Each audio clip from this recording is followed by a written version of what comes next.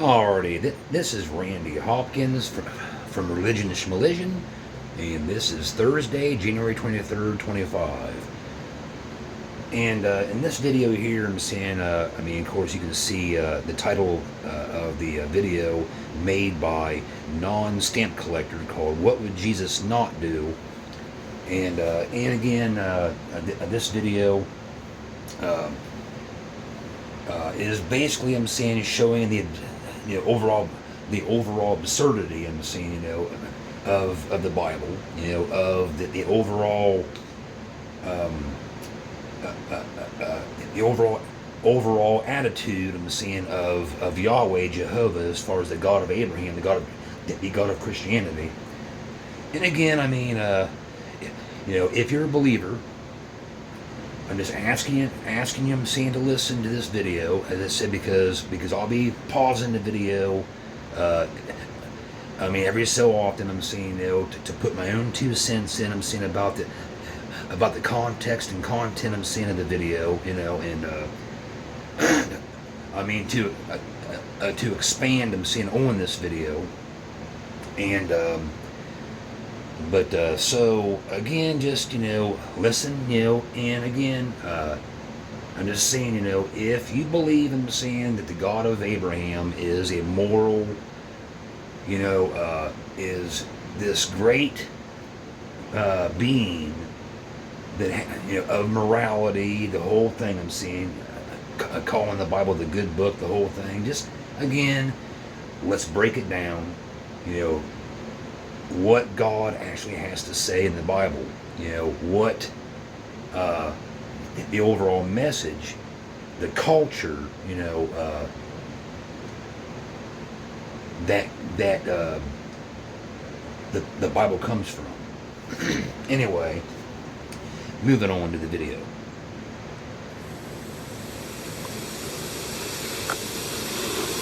Okay, everyone. Oh, and I'm saying, sometimes there are videos, commercials that pop up. I'm saying I can't control those. It's open source. It's YouTube. I'm saying, so I can't really stop the commercials from popping up. But I'll just skip them. So bear with me. I've looked at the state of my creation, and there's still sin and disobedience everywhere. I've decided that something needs to be done. What? What's the problem? Sir, whenever you say that kind of thing, it usually means that a lot of people are about to die violent and painful deaths. Forget all of my past initiatives. I'm going to Earth myself in human form, and it's going to be the turning point of the history of creation. So,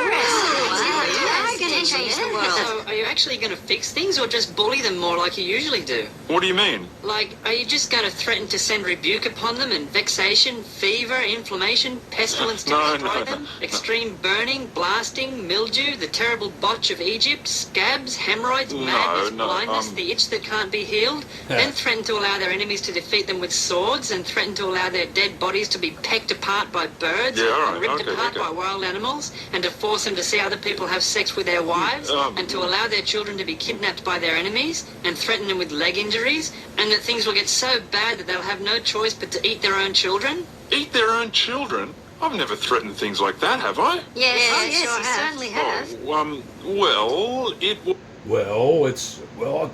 I guess I'm saying, if I said so, it's good. Because God is good, and good all the time, right? Again, it's just hilarious to me how most Christians will just completely ignore all that stuff. It's like 97% of the Bible is nothing but barbaric, sadistic, mass murder on a scale of tens of thousands of people. It goes on and on and on. But people just, but believers, I'm saying, just totally ignore that. They dismiss all this stuff in the Bible, all except for what Jesus has to say. Let's move on. was okay for that time and that cultural context. You can't judge my actions in that situation against me. Sir, you know we don't buy that old line, and no one else ever will either. I bloody bet they will. You watch. How much do you want to bet? Come on. They'll be saying to each other, it was okay in that cultural context. You can't judge God's actions from a human perspective. Sir, you were saying about your trip to Earth? Oh, yeah. I'm going down. Anyway, and again, people do. Because people will say, well, yeah, I've heard this over and over and over from Christians. Well, back then, in those days, it was acceptable. It was a part of their culture. It was a part, a part of their rituals, the whole thing, So, when people were being barbaric and owned slaves and this, well, that was just, a part of their culture, I'm saying. But, again, though, this was under God's law, right? According to the Bible, I'm saying the Jews did those things, I'm saying, under the guidance, under the rule of law given to the people by Moses, through Moses by God. So the Mosaic law was what they lived by according to God's plan, according to God's sanction or God's rule. So again, of course, I'm not saying that God ever said a word, because God doesn't exist. All I'm saying is that people, I'm saying, by human nature, in those old cultures, I'm saying, that did all these horrific things, to one another, they did it under the sanction of the God that they created. To give them, I'm saying, authority by saying, well, God says so. God sanctions it. God says it, therefore it's okay. I'm empowered by this, and I justify my actions. No matter how cruel or how bad it is, God said it. It is written, that God sanctions, God endorses, God says this is what you are to do or not to do. Therefore, don't get mad at me. It's not our fault. God said it. God sanctions it. Anyway, moving on.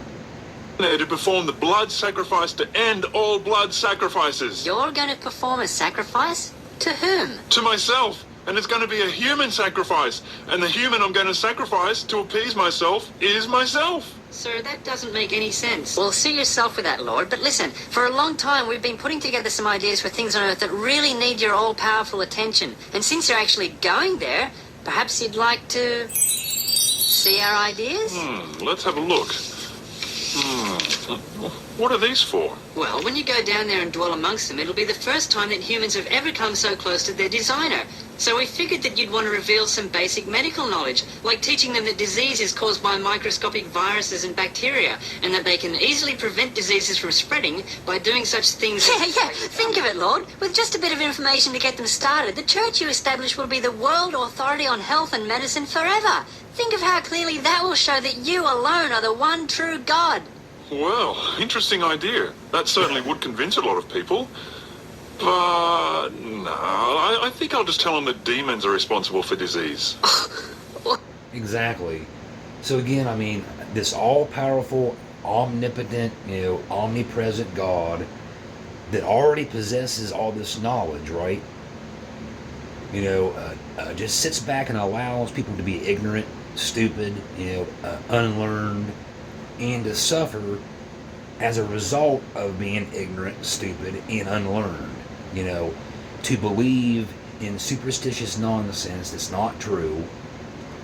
So their culture, for thousands of years, again, remains unlearned, unaware, of nature, unaware of viruses, unaware of germs, unaware, of things, bacteria, that causes disease, So this God chooses to sit back and not reveal any of this vital information, to his children, so they have to suffer as a result of being unlearned and ignorant.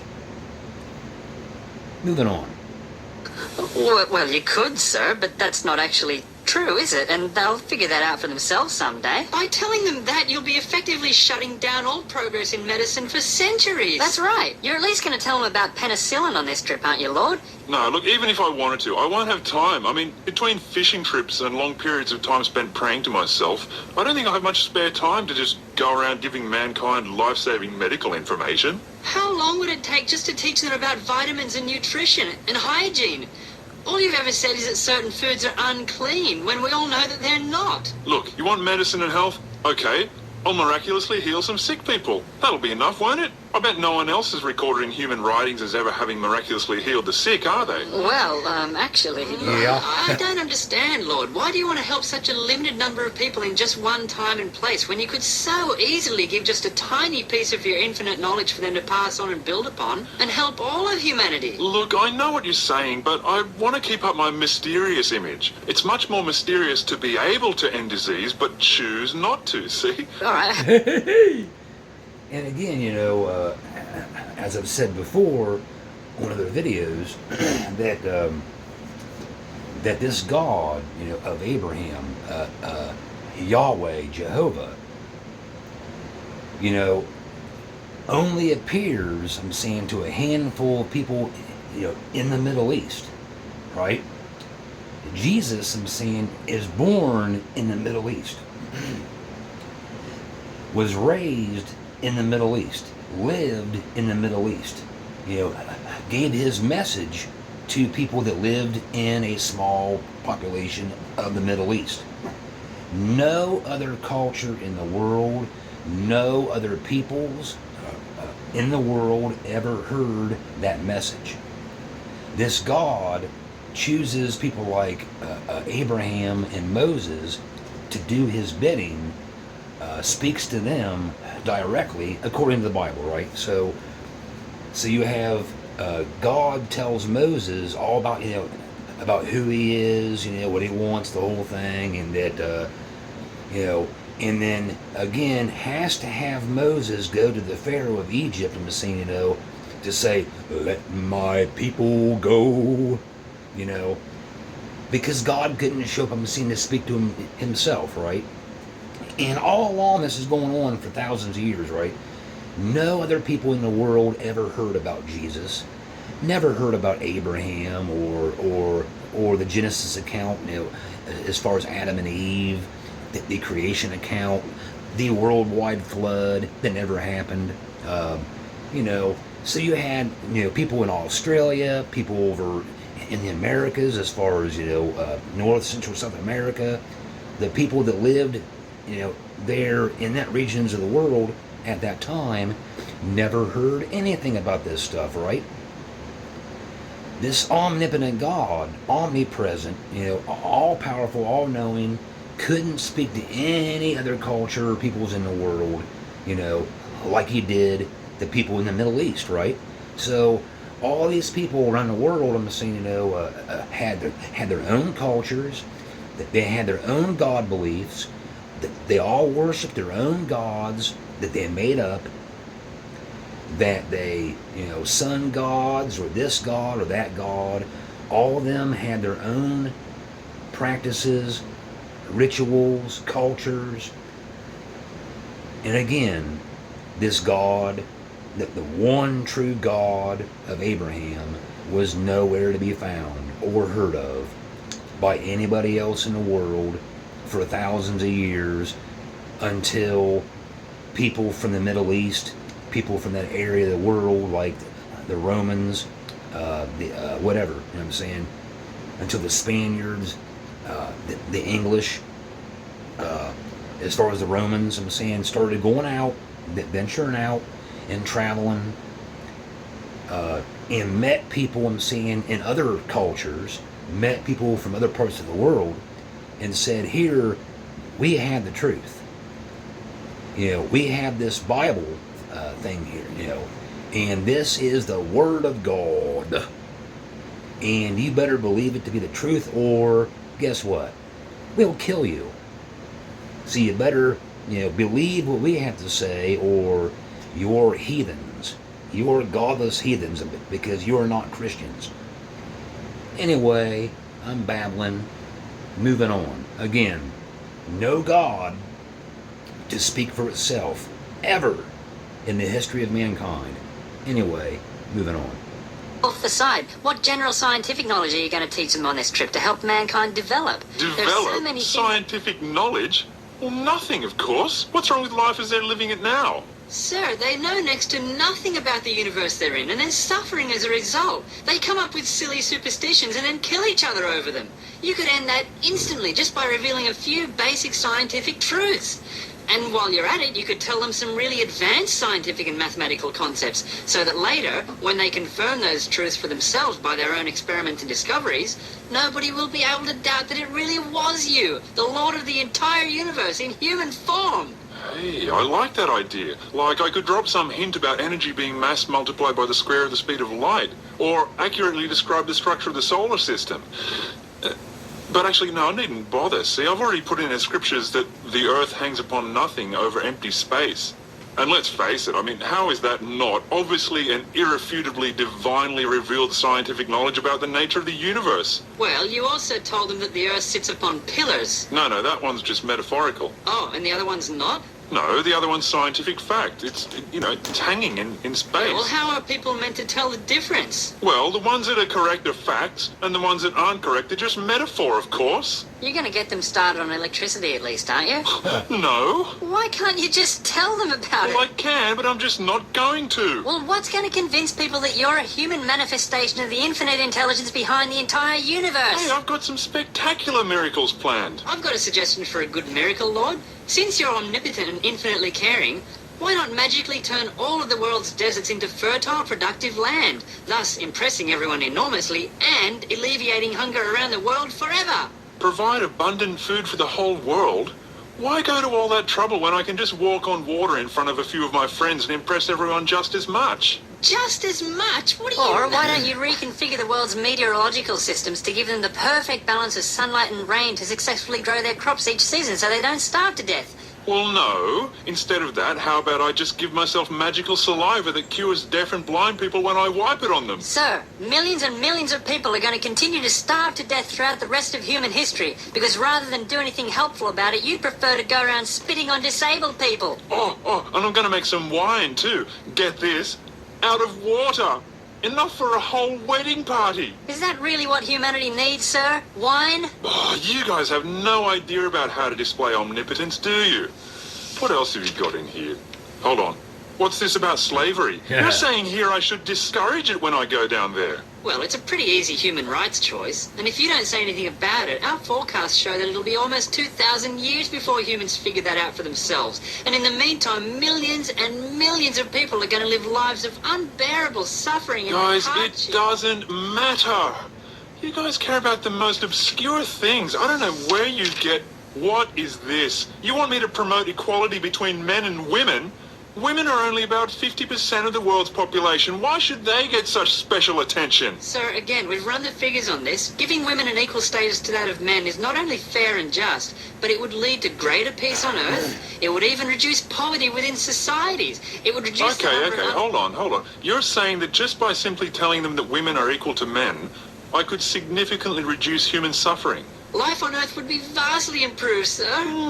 Please? Nah.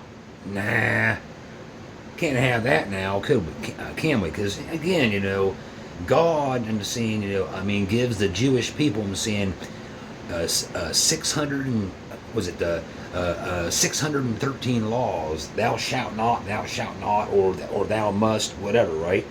So God, I'm saying, has no problem, with slavery or misogyny. To have women, I'm saying, treated as second or third class citizens. I'm saying to be the property of their husbands, the daughters properties of the father. And of course slavery, or the taking of booty, spoils of war, where young girls that are believed to be virgins are basically taken as property to be sex slaves, all this is just fine and fucking dandy. But don't eat shrimp.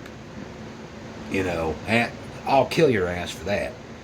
And you better not build no fire on the Sabbath day, because that's my day, you know. And because if you do anything on the Sabbath, I'm saying, well then you can be stoned to death or whatever. Don't this, don't that, So God lays out all these rules, specific rules and laws, I'm saying, to follow, but forgets about slavery. Just slips his fucking mind, right? I mean, slavery, misogyny, mass murder, all this just happens to slip his fucking mind. I mean, that's okay, that's acceptable, but don't eat shrimp. Anyway, moving on. No, I just don't want to mess with that kind of thing. It's a cultural thing. I should just stay out of the way. Something worthwhile and actually godlike. Miraculously stabilize the tectonic plates and bring an end to earthquakes and volcanoes. What a great sign of your power and kindness that would be. No! I've heard enough. These suggestions are all ridiculous, just like yours usually are. Now, if you'll excuse me, I've got a date with a teenage Jewish chick to prepare for, and, let's just say that I'm gonna comfort her with my rod and my staff, know what I mean? Oh, not the whole virgin birth thing again. What? Just about every savior deity ever invented has been born of a virgin. That's enough out of you, Gabriel. In fact, get down to earth right now and tell her what I've got in mind. Oh, me again, sir. And you might let her know that her consent is neither requested nor required.